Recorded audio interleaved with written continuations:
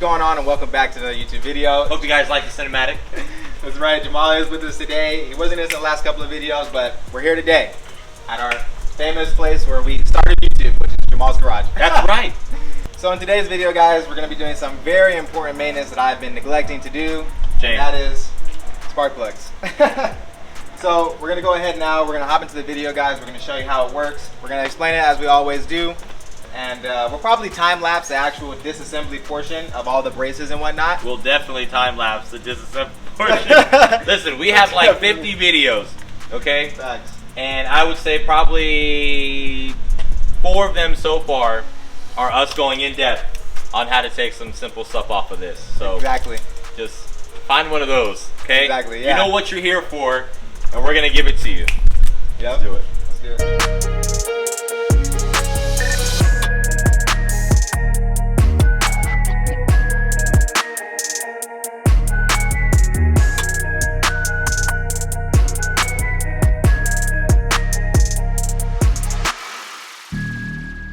Alright guys, so at this point in the process of replacing your spark plugs, as you guys saw, everything that we already took off, we've already explained in a previous video that was installing the Mishimoto oil catch can. But to anybody who's brand new here to the channel, I'll go ahead and tell you all those plastic things that we removed, and to get the covers like this, it's just going to be a 10mm to remove the plastic coverings, the cowl coverings up here at the top, and then you're going to need a little bit of a trim remover tool. Put that underneath, pop those out. Once you have the plastic trim covers off, then you're going to remove the plastic little clips over here on these rubber components. Once those are out, you'll be able to move it like this. Then disconnect, if you have EDC, disconnect your EDC wiring here, and then move these to the side. Remove the 13mm that sit here, here, and here on the upper portion of the brace where the cowl is, and then remove the 13mm down here where it bolts in down here at this point. Then that whole carbon fiber strut brace will come off, and then you're going to need about a 6mm in order to loosen this clamp, in order to remove your air box from here on these rubber holdings and put it over there. So after you've done all that you guys just saw me do, then you'll be at the next part of the video, like I already said, where we are right now. Now the way I'm showing you guys how to do your spark plugs, this is by the book. This is how BMW would do it if you went to BMW. So the next brace that you're going to have to remove is this rear aluminum brace right here. So as you can see, there are some E bolts, and they're going to be an E12 and I believe an E13. Now these bolts that are up here are not the same size as this bolt that's down here. There's only 2 of these. There's one on this side, and there's one on the passenger, the driver's side as well, because this is the passenger side. So you're going to need an E12 and an E13. Now these here are going to be your E12s. Once you remove these 3 here from the strut, the 2 back here that the frame braces come from, and this one over here is going to be the same process for that side. So I'm going to go ahead and I'm going to do that now. If you guys haven't liked, commented, or subscribed yet, what are y'all doing? What are y'all doing, right? Tell them, what are y'all doing? Not only that, but let's just take a second to look at how nice his hood looks, right? If that doesn't deserve a like for this video alone, y'all need to go watch somebody else, all right? That's all I'm going to say. All right, give me this camera back. All right, guys, so once you removed all the bolts here on the strut and the frame, both on the passenger and the driver's side, there's going to be 2 more, and they're right here in the middle. And these little plastic covers are covering them. So these are 16mm bolts. And if you have like a little pocket screwdriver, like a little 90-degree hook, you can just pop this cover off. So I'll show you. Just go underneath it and then pop her off just like that.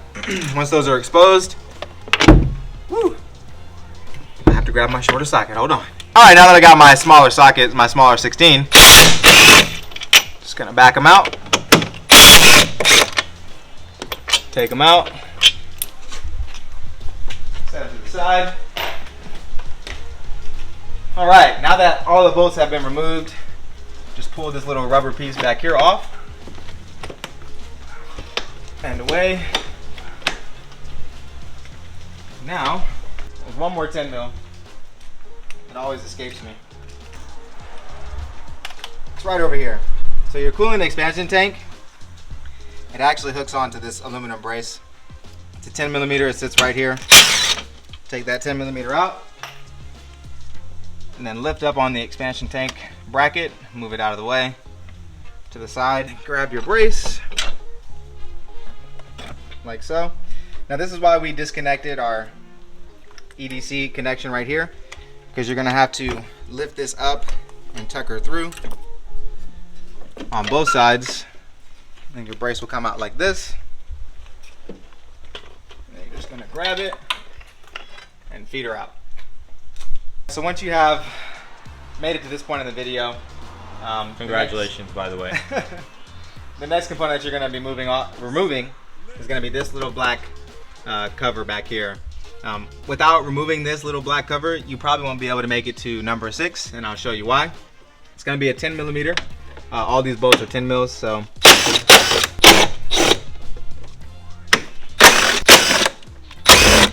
And then that cover is going to pop right off. Alright guys, so now that we have pretty much all the braces and covers off that we need to remove in order to do this job, now we're going to start by removing the charged air cooler pipes and the intake pipes over here. So again, these are going to be 6mm. Now I have this super long handy dandy, it's kind of like a flathead screwdriver almost, but it goes around these actual clamps. That's hilarious. Themselves, yeah.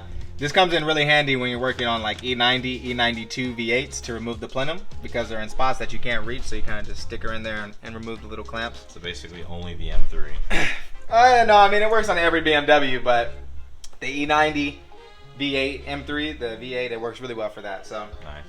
Once those have been loosened, there's going to be a 10mm over here that's holding on this intake pipe.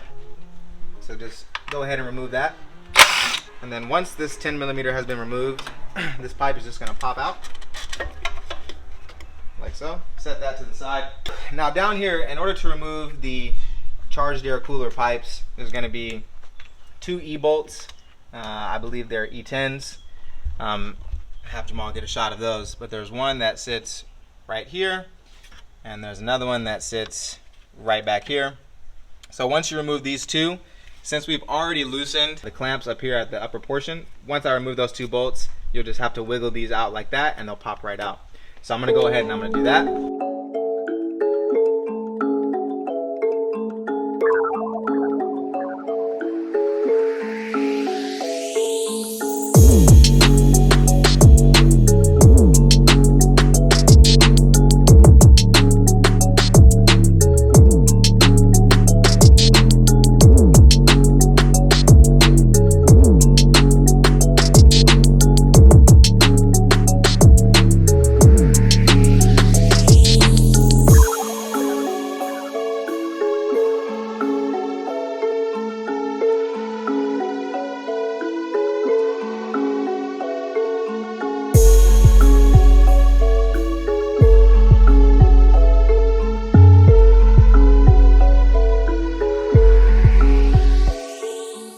Alright guys, so once you've removed the charged air cooler pipes and the air filter pipe right over here, before you do anything else, and obviously after you remove the secondary cover, now you guys can see the coil packs and all 6 of them. Next, what you're going to want to do is you're going to want to take a rag of any kind and you're going to want to cover up your turbo inlets down here, because as you can see, they're just open holes.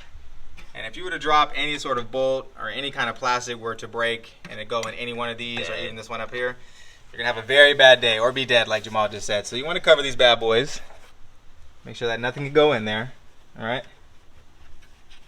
And now, like I already said, we can see all 6 of our spark plugs and our coil packs. So now what you're going to do is just take your finger and you're going to lift up on each one. Now I'll show you on this one, as you guys just saw, when you lift up on this and you pull back, this automatically disconnects itself. So you're just going to take it and you're just going to pull it off, set it to the side, and you're going to do that for all 6. And just be careful with the wires, because the connections for your injectors are also down here where the coil packs are. And if you were to accidentally disconnect one of these wires over here that are for your injectors, you'd have a very bad day when you put everything back together. You think you did everything right, then you go to start your car and your car is running rough, or you have a misfire, and then you think something's wrong. But in actuality, all you did was just unplug one of your injection connections. So once you've unplugged everything, all the coil packs are free. It's nice to have a little handy dandy pick. Sometimes the coil packs themselves can be stuck if they've been in there for a long time. So just take a little pick and then give it some upward motion, and it'll pop out just like that. And I like to align my coils in the order that they go, so that's number 1 all the way through 6. So I'm just going to continue to pull them out like that. Alright guys, now it's finally time to remove the spark plugs after we've taken out the coil packs. And again, like I said, I have them lined up. This is number 1, this is number 6. So I always like to start front to rear. So you're going to need a 14 millimeter spark. Oh man. Ranger Dan. Oh man. Oh no. Oh boy. Like I was saying, you're going to need a 14 millimeter spark plug socket. Now what's special about a spark plug socket is, you guys probably won't be able to tell on camera, but some of them are magnetic and then some of them have a little bit of a rubber piece inside of them, and they're also a 12 point. So it's very important to have, again, a 14 millimeter spark plug socket in order to do this job. So once we have that on our extension here, we're going to manually break each spark plug loose like that, and then give it a turn or two. And I'm going to do that for all 6. Now the reason why I'm not backing them, these ones in particular, these spark plugs, the reason why I'm not backing them all the way out manually is because I'm going to remove them with an electric impact.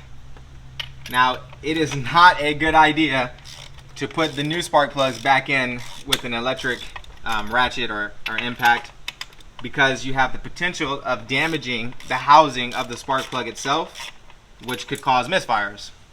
So you can remove them with an electric ratchet, because these are the ones, we're not reusing these, so that doesn't really matter. So once you break them free,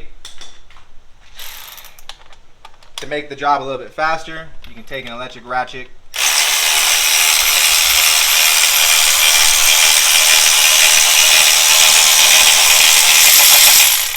and remove them just like that. Now this is an old spark plug, so you guys can clearly see that this is what they look like. Now this is in fairly good condition for the amount of time that these spark plugs have been in this vehicle. I got this car with about 15,000 miles, and it was 4 years old at the time, because this is a 2018. So when I got the car, it had about 15,000 miles, 4 years old, and I'm just now replacing spark plugs. I had thought that the spark plugs had been replaced when the previous owner had the vehicle, but right when I bought the car, his next service would have been a spark plug service. So I was under the impression that they had already been done, until I looked myself and then I saw they had never been done. So now the car is almost 5 years old and has 23,000 miles on it. So now I'm just now doing this.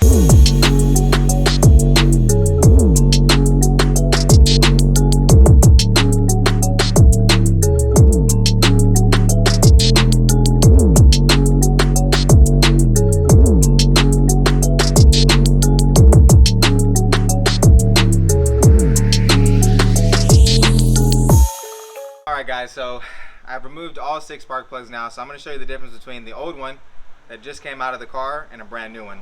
So as you guys can see, there is a color difference in the actual spark plugs themselves. Again, this one right here has been in the car for almost 5 years and 23,000 miles, and this is what a brand new one looks like.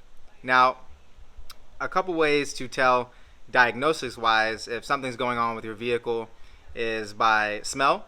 So if you were to smell a spark plug and the spark plug were to smell like it has fuel on it, or if it's had like a burning smell, sort of, kind of ish, that could be indications of your valve cover gasket leaking, you know, excess oil getting into the motor, and then the spark plugs are burning off in the spark plugs, things like that. Or if you smell fuel on them, that could be a sign of your car is running a little rich. So that's kind of ways to just do a quick diagnosis, things like that. There's nothing wrong with any of my spark plugs, all 6, they're just old. And a couple of things that I was noticing while driving the vehicle, while owning this vehicle, is that upon first startup, cold starts, things like that, the idle would kind of be a little rough. It wouldn't be very smooth. Ways that you guys can tell is that, or you can kind of look at your RPM band, and if it kind of like hiccups, or if you kind of hear the car like making noises like that, that could be an indication of you needing some spark plugs or a coil pack, something like that. Worst case scenario is your car will misfire, and that's a really good way to be able to tell whether or not you need to replace your spark plugs or a coil pack or something like that. So I'm going to go ahead now and I'm going to put in all 6 new spark plugs. I'm going to torque them down, and I'm going to describe to you guys all the specs in order to do so. Alright guys, so I got the new spark plug and the spark plug socket. I'm going to start with number 1, and I always recommend starting your spark plugs by hand. Get them in, you'll feel it drop into the hole itself, and then give it a couple turns, so that way you know it's in there. So once you know it's in there, you can wiggle it a little bit, kind of get a couple more turns out of it, and then it should come out just like this without the spark plug on it. That's how you know it's inside the cylinder and you're good to go. Now I'm going to do that for all the rest, which there should be 5 left. Once I have them in by hand and tightened by hand, again, it's very important, like I mentioned earlier, you never want to use an electric impact when putting back in your brand new spark plugs. You have the potential of damaging them, and then you'll have misfires. So you are going to be using a hand ratchet and then manually tighten them down by hand till they get hand tight, and then you're going to want to torque them. So I'm going to do that for the rest that's remaining. I'm going to tighten them by hand, make sure they're hand tight, and then I'm going to torque them after.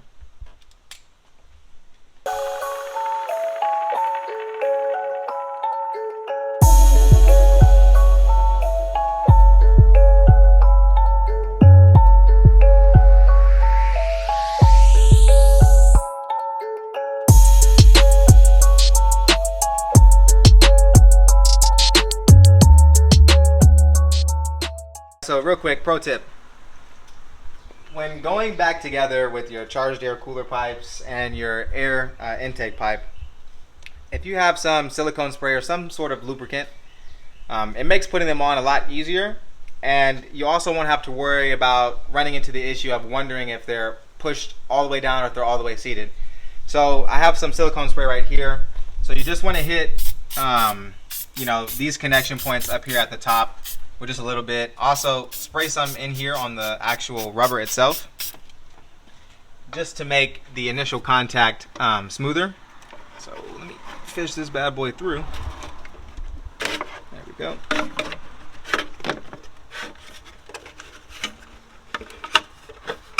Just like that.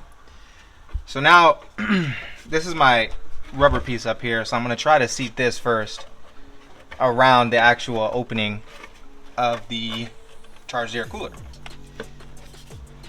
just like that. See, it slides right on, no hassle. And then I'm going to take this and I'm going to line it with the bottom where the turbo side is, and I'm going to push down. Now you want to make sure this is completely seated all the way on both ends. It should feel like there's no more wiggle room in it. It should be good. Everything should line up. And that's just a quick pro tip for you guys on how to slide them in a little bit easier. Like I said, take some silicone spray, hit it up here, hit it inside here. It also helps preserve the rubber. And you can also spray a little bit on this bottom portion down here, because there is a rubber seal on this bottom portion down here that kind of acts like a suction cup where the turbo is. Spray a little bit down there, and then just go ahead and put it back on. You don't have to worry about spraying too much of this stuff, because it eventually evaporates over time and it's not going to hurt anything. So you can be you can get a little crazy with it. Let's put it like that. But you don't have to go too crazy. So once you do all that and everything's back in, guys, it should go in a lot easier, and you shouldn't have to worry about any excess induction noises or any whistling noises or anything like that. So alright guys, so that's gonna wrap up this video. Just gonna put the last piece on right now. But just a couple of quick tips, a couple of pro tips. You never want to do this job when the car is extremely hot. Obviously you want to let the car cool off, because you are working on the side where the turbochargers are, so everything over there can get pretty hot. You probably want to let the car sit for about 2 hours before you start doing this job. At least. Another pro tip is try to do this job with gloves on. I didn't do it with gloves on, but I'm pretty experienced doing this job. The fastest I've done this entire job, which you guys just saw, is about 12 minutes and 30 seconds. So if you guys think you can beat that, let me know in the comment section down below. Good luck. Also, one last thing. The spark plugs themselves, whether they're OEM or they're aftermarket, they're going to have a little piece of cardboard that goes around the actual spark plug itself. That's why I said you want to wear gloves. You never want to try and contaminate that end of the spark plug with the oils that are on your hands, or you could run into misfires as well. And like I said, guys, that's going to wrap this video up. I'm going to let Jamal take the rest while I put this cover on. I'm just going to be short, simple, to the point. You're watching this video for a reason. It's probably because you have an M, whether it be F80, F82, maybe even if you're here because you have a G80. Whatever it is, do not cheap out on your spark plugs. If you feel like you can get them cheaper somewhere else, or they might be, a different type of quality or whatever, get the best type of quality that you can if you're going to put it in a car like this. Don't waste your time, you know what I mean? And just keep it simple. If you're going to spend the money on a car like this, spend a couple extra bucks to make sure that it's going to run right for you. The longer it runs, the better it runs.